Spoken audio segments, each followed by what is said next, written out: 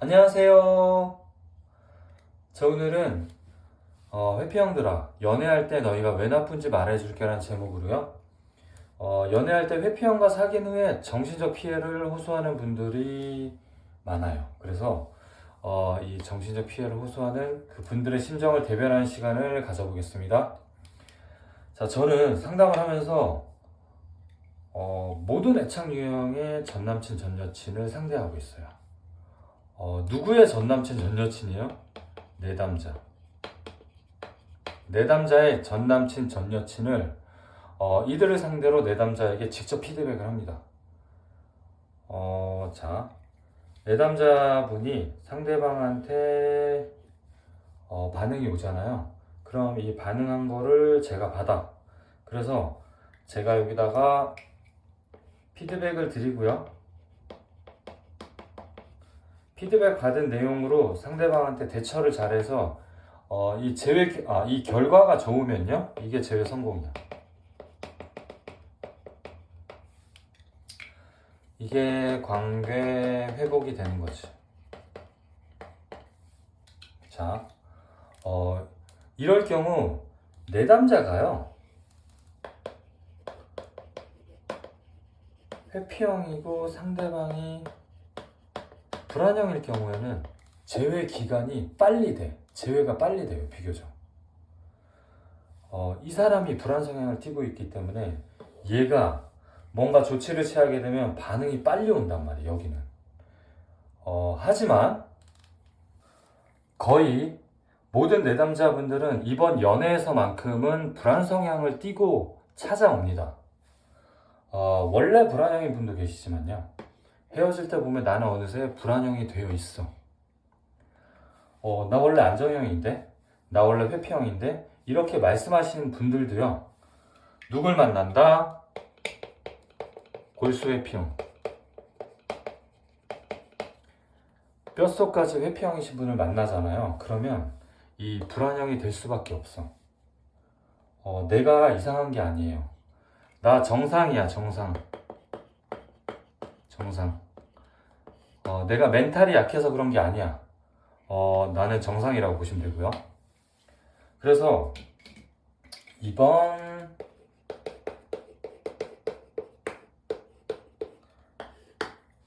연애할 때 이번 연애 상대에 따라서 이번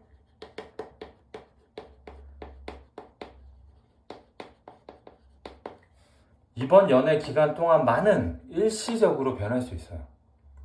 연애 시작해서 헤어질 때까지는 내 애착 성향이 변할 수 있어요. 이게 팩트입니다. 자, 예를 들어서 안정형과 회피형이 사귀었어. 그러면 헤어질 때는 얘가 불안형이 될 수 있어요. 왜냐면 회피형이 연락을 갑자기 중단하는 순간 이 연락 문제 하나만으로 나는 충분히 불안형이 될 수가 있어요. 자, 그리고 나는 회피형이야. 근데 혼란형을 만났단 말이야. 그러면 나는 어느새 싸움 딱으로 흑화가 돼서 헤어질 때 나는 불안형이 될 수 있어요. 자, 이 혼란형을 만나잖아요. 그러면 이 혼란형의 스파르타식 연애, 강력한 통제하에 있는 연애를 하고요. 정신적으로 지배를 당해. 그러면 생존을 위해서 저항하다가 싸우다 보면 난 불안형이 될 수밖에 없어. 살아남기 위해서. 이 혼란형은 헤어지고도 그냥 안 놔준다니까.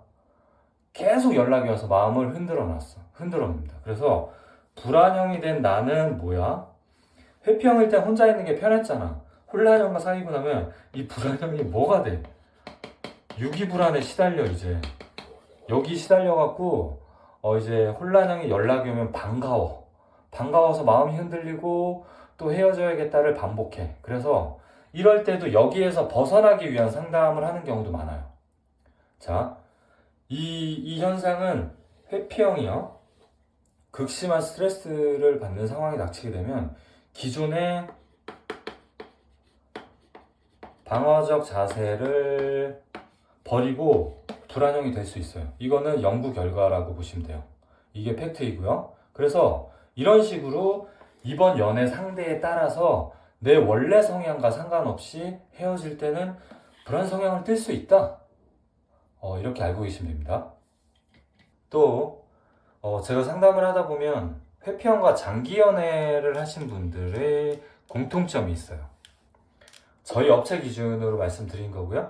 회피형과 장기 연애 후에 이제 이별하잖아. 그러면 신경안정제를 드시거나 우울증을 앓거나 공황장애 등등 정신과 치료를 받는 분들이 굉장히 많아요. 생각보다 많아요. 근데 이게 좋은 방법이에요. 현명한 거죠, 그쵸? 혹은 신체 이상을 호소하신 분들이 많아. 어떤 신체 이상? 어지럼증이나 복통이나 안면마비나 등등등등 다양한데, 이 신체 이상도 결국은 뭐예요? 이 정신적인 불안과 분노 때문에 그런 거야. 자, 근데 이런 분이 계세요. 근데 나 회피형 사귀었는데 아닌데 나 멀쩡한데 이러잖아. 이런 분들은 내가 회피형과의 기싸움에서 이긴 거야.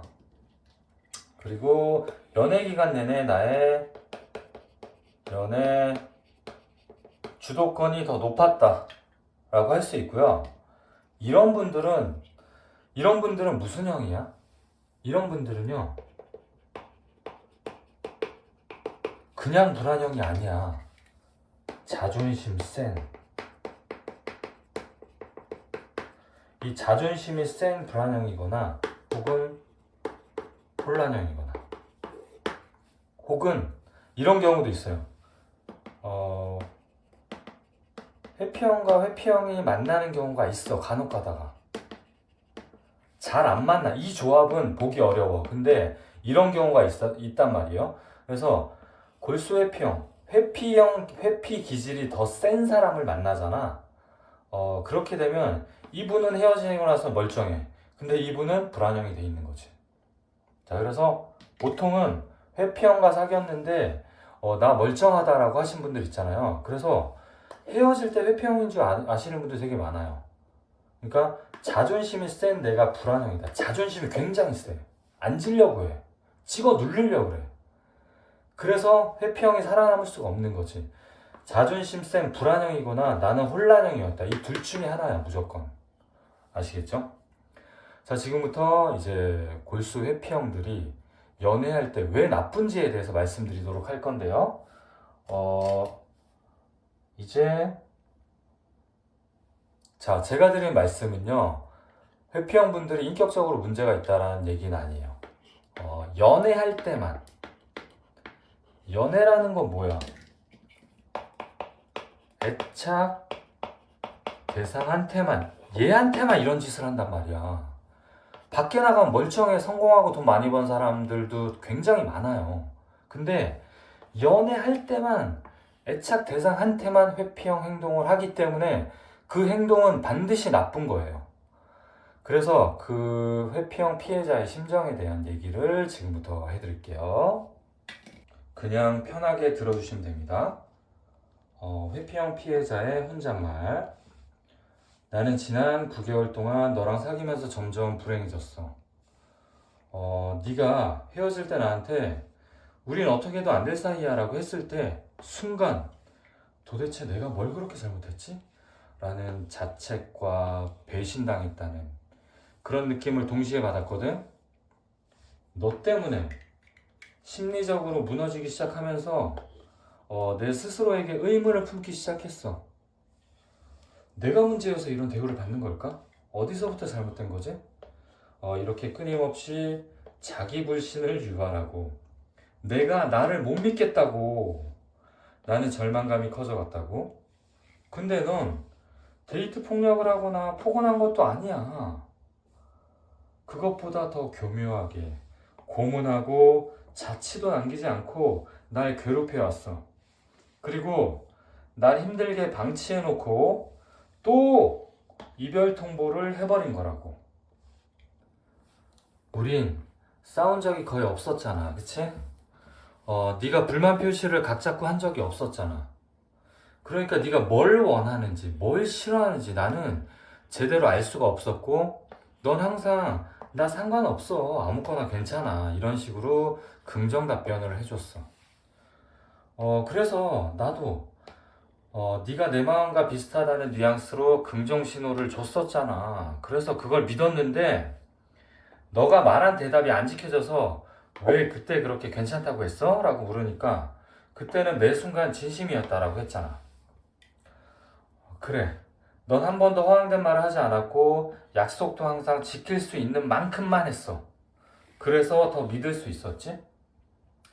마치 사기꾼처럼 현실적인 약속, 실행하는 모습을 보여주고 방심하게 만들어 놓고 정신적 데미지를 입히더라고. 그래서 난 널 보면서 이런 교훈을 얻었지. 정직해 보인다고 모두 진짜 정직은 아니다.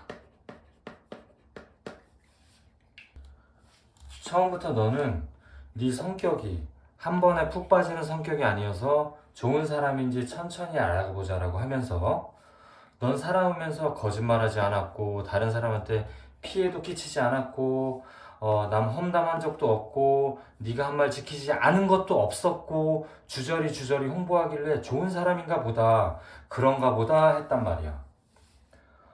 우리가 결정사에서 만났지만 넌 내 인중을 똑바로 쳐다보고 말했어. 왜 눈을 안 본 거지?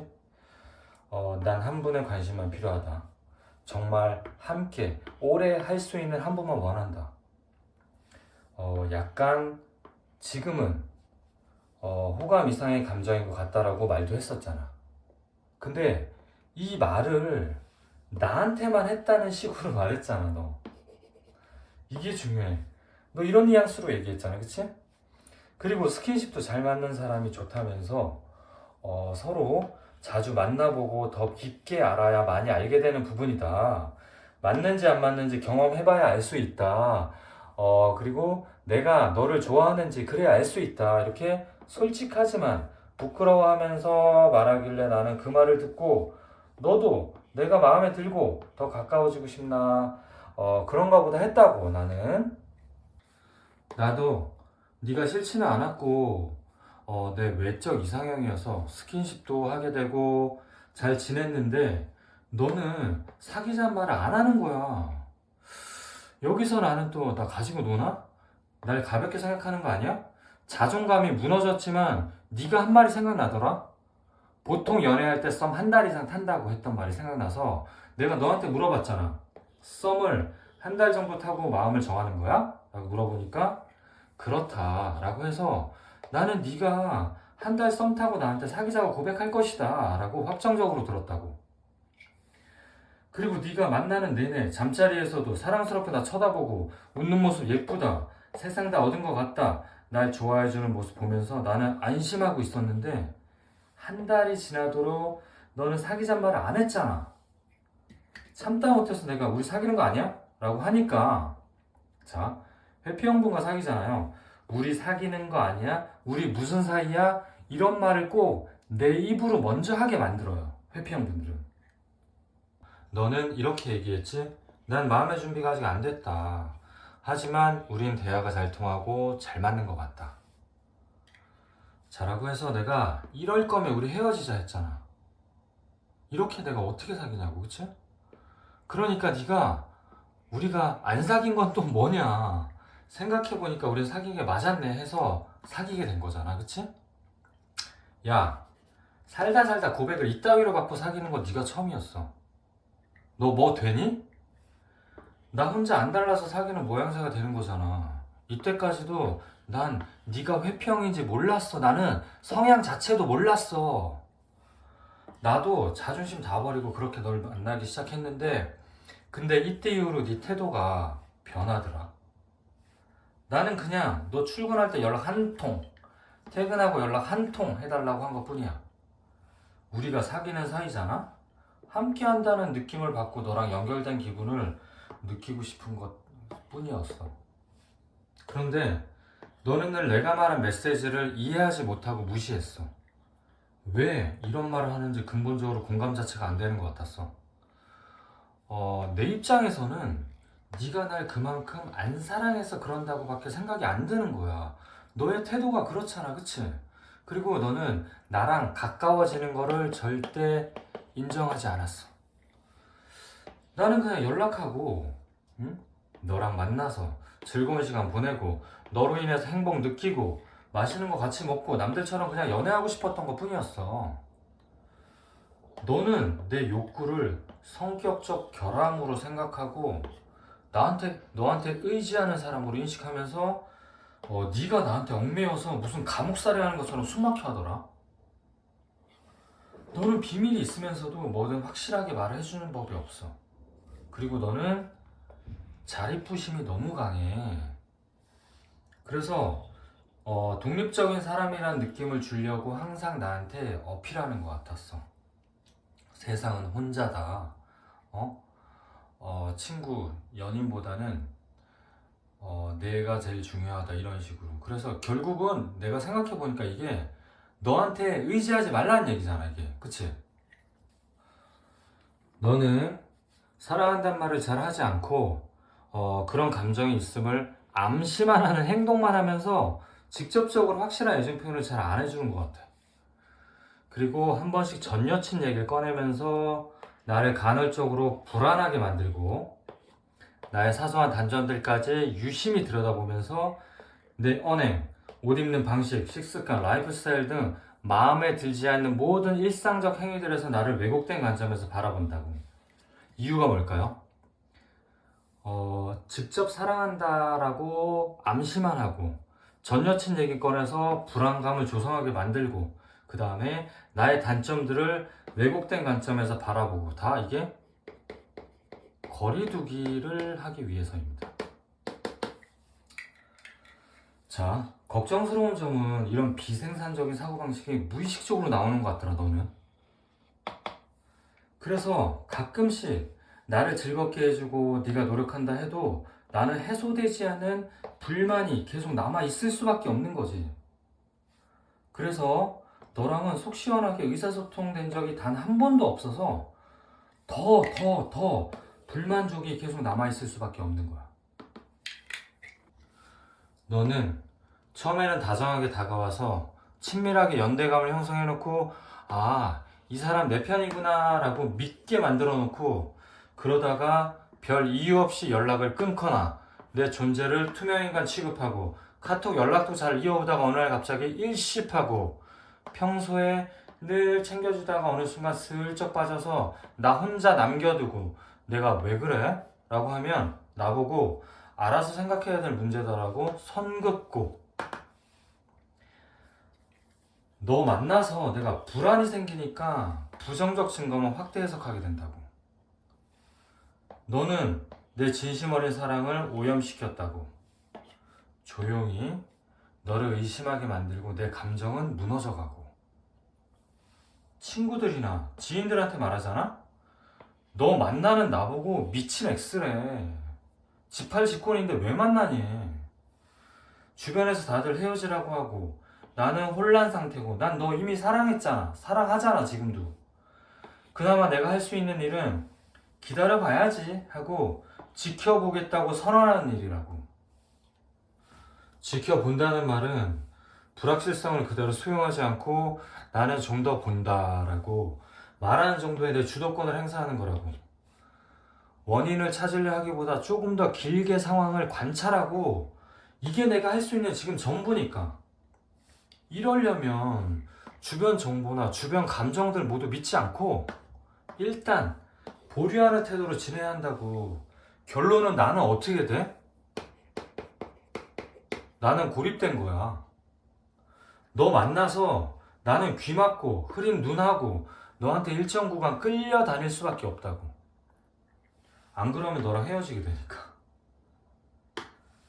너가 가장 나쁜 거는 상대방의 정신적 행복을 무시한다는 거야. 무시하면 안 되는 상황에서도 무시를 해. 할머니 장례식장에서도 왜 화를 내 나한테? 막 옳고 그름이 뭐가 중요해? 내가 슬픈데? 너한테 하도 소외당하고 방치당하니까 내가 같이 좀 있어달라고 하면 너는 뭐라 그랬어? 애정에 굶주린 사람 취급했잖아, 나를. 애정 결핍이냐, 예민하다 하면서 내 감정을 무효화 시켜버리잖아. 나도 회피형 만나고 싶었겠냐고. 만나보니까 네가 회피형인 거야. 처음에 적극적이었다가 맨날 헷갈리는 메시지 보내면서 나랑 멀어지고 싶은 마음 들기 시작하잖아? 그러면 너 스스로가 사랑에 빠지지 않았다는 결론 내리잖아, 너. 그리고 나를 불안불안하게 조바심 나게 만들어 놓고 내가 참다 터트리면 나의 광분하는 모습을 보면서 너는 완벽한 상대가 아니다. 운명의 반쪽이 아니었다라는 확신을 굳혀가잖아. 이거 반복하다가 나한테 헤어지자고 말하는 거라고. 그래서 너의 그 레파토리는 정해져 있어. 처음에 적극적이야, 너. 그 다음에 헷갈리는 메시지 보내서 나를 불안하게 만들어. 나랑 멀어지고 나를 불안하게 만들어. 불안하게 만들어서 내가 참다가 터트리면 내 절망한 모습 보면서 내가 흥분한 모습 보면서 운명의 반쪽이 아니다. 우리는 안 맞다. 해서 나한테 이별 통보를 하는 거야. 너는 이런 식으로 연애를 해온 거야. 너는 네 주제 파악을 하지 못해. 나 정도 여자는 너한테 안성맞춤이야. 나만큼 참고 너한테 맞춰주는 여자 있는 줄 알아? 절대 없다고. 네 바램처럼 언젠가 운명의 반쪽을 만나면 네가 별다른 노력 없이 쉽게 완벽한 결합을 이룰 거란 로맨스는 현실에는 없어. 그리고 너는 모든 사람이 친밀감을 원하는 게 아니다라고 주장하잖아. 근데 원래 인간은 사회적 동물인 거 알잖아. 너 직장에서 사람들하고 어울려서 생활하잖아. 돈 벌고. 모든 사람들이 본능적으로 친밀감을 원해. 네가 억제하는 것뿐이지 원한다고. 사람과 사람을 의지하면서 살아야 하는 게 정상이야. 소울메이트 만나는 거는 가능하지만 그 과정에서 너도 능동적인 역할을 해야만 한다고. 정말 너 데리고 상담받고 싶다, 진짜. 너는 네가 행복을 느끼지 못하는 이유가 너 자신이 아닌 외부 환경에 있다고 생각하잖아, 항상. 잘못된 사람 만났다. 운명 반쪽을 찾지 못했다. 너를 구속하고 통제하는 사람 만났다. 이런저런 남탓만 하잖아. 너 내로남불 끝판왕이잖아, 그치? 네 내면에서 이유를 찾고 도움을 좀 구했으면 좋겠어, 정말. 그리고 나는 너한테 해 끼치는 사람 아니야. 또 우리가 해부타면서 오랜 시간 진지한 사이로 만나왔는데 너 니네 아빠한테 내 얘기 한 적 없지? 니네 가족이나 친구한테 소개시킨 적 없고 소개시켜줄 수 없는 이유도 설명 안 하잖아. 내 서운한 감정을 이해하면서 내 행복을 단 한 번이라도 걱정해 준 적 있어? 그래서 난 널 너의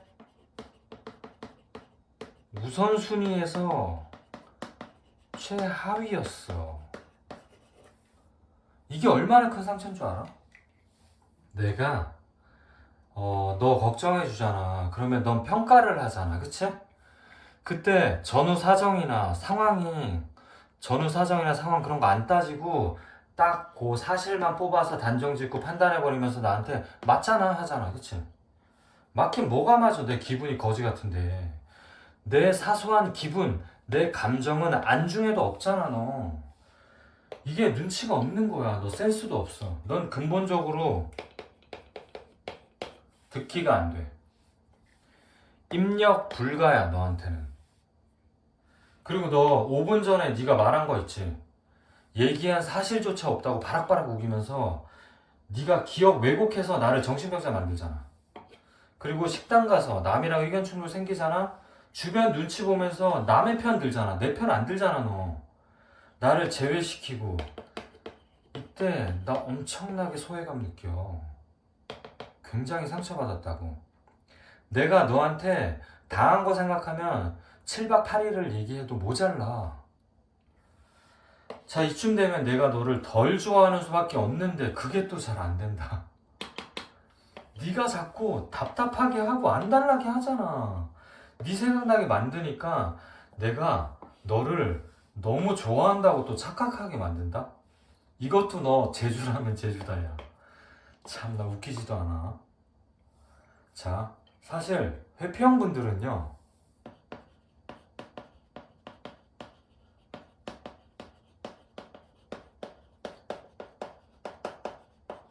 치명적 매력의 소유자가 많습니다. 그리고 너도 좋고 나도 좋아서 오래 만난 거 아니야. 내가 참고 맞춰주니까 우리 관계가 유지된 거라고. 내가 이 관계를 유지했고 내가 널 더 사랑했으니까 유지됐던 거야. 처음에는 내가 원하는 남자를 왜 못 만났지? 왜 못 만났지? 알 수가 없었거든? 근데 네가 회피형이란 걸 알게 된 거야. 이 회피형들은 애초에 완벽한 짝을 찾는 거라는 거지, 그치? 그래서 애초에 난 네가 찾는 완벽한 짝이 아니었다는 거지. 처음부터 나한테 네가 찾는 완벽한 상대가 아니라고 얘기해줬으면 너랑 사랑에 빠지지 않았을 거라고. 나는 결과적으로 넌 나를 속인 거라고. 나 너한테 속았어. 이제 나한테 남은 건 뭐야?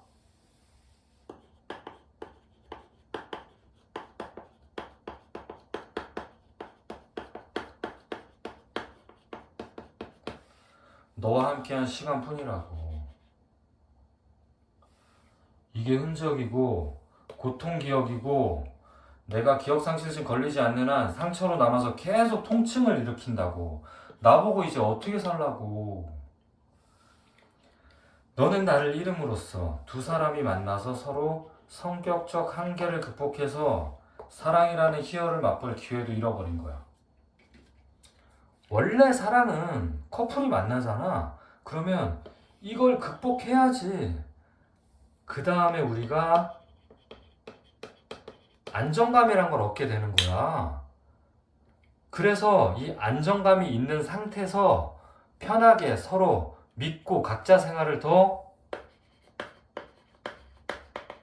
독립적으로 할 수 있는 거라고, 이 바보야.